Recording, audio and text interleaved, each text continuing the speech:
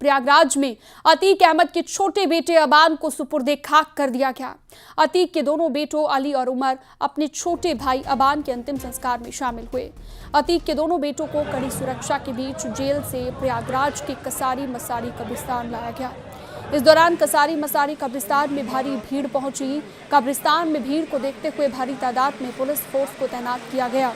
अतीक अहमद के सबसे छोटे अबान की सड़क हादसे में मौत हो गई थी। उसकी कार डिवाइडर से टकरा गई थी।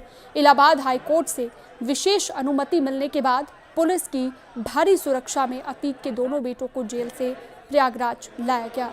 अतीक के सबसे छोटे बेटे उमर को लखनऊ जेल से और दूसरे बेटे को झांसी जेल से प्रयागराज लाया गया।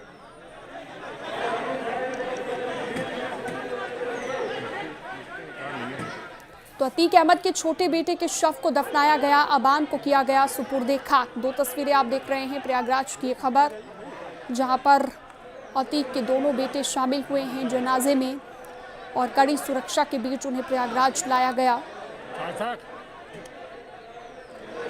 अली और उमर दोनों भाई शामिल हुए। अतीक अहमद के छोटे बेटे के शव को दफनाया गया, सुपुर्दे खाक किया गया।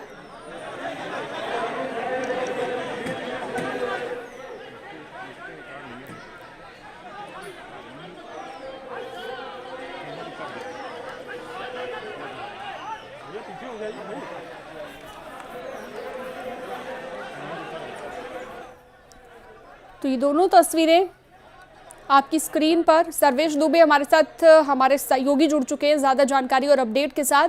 सर्वेश, अबान को सुपुर्दे खाक किया गया, दोनों बेटे अतीक के इसमें शामिल हुए हैं। तस्वीरें भी हम अपने दर्शकों को दिखा रहे हैं। जी निश्चित तौर पर आज का जो दिन था काफी अहम था। माफिया अतीक अहमद के 5वें और सबसे छोटे बेटे की मौत 6 अगस्त को प्रयागराज से झांसी जाते समय एक सड़क दुर्घटना में हुई थी। और आज जब अतीक अहमद के दोनों बेटे मोहम्मद उमर और अली जो कि लखनऊ और झांसी जेल में बंद है, दोनों जब प्रयागराज पहुंचे हैं तो उसके बाद अंतिम संस्कार किया गया है। कसारी मसारी कब्रिस्तान में अबान को सुपुर्दे खाक किया गया है।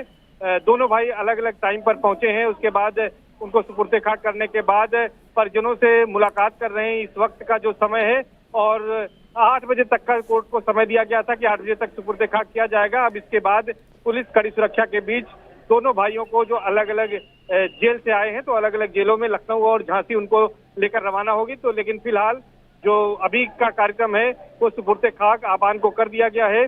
और इसके अलावा सूत्रों के मुताबिक एक बड़ी जानकारी ये भी आ रही है कि इनकी अतीक अहमद की पत्नी शाइस्ता परवीन जो 50,000 की इनामी है, उमेश पाल शूटआउट केस में वांटेड हैं, उनके भी कब्रिस्तान पहुंचने की चर्चा है। बताया जा रहा है कि पिछली दीवार जो है वो गिरी हुई है। कुछ बुर्का नशी महिलाओं के साथ वो अंदर वहां पर पहुंची हैं, बेटे का दीदार किया है और वहां पर वो भी फूट फूट कर रोई है।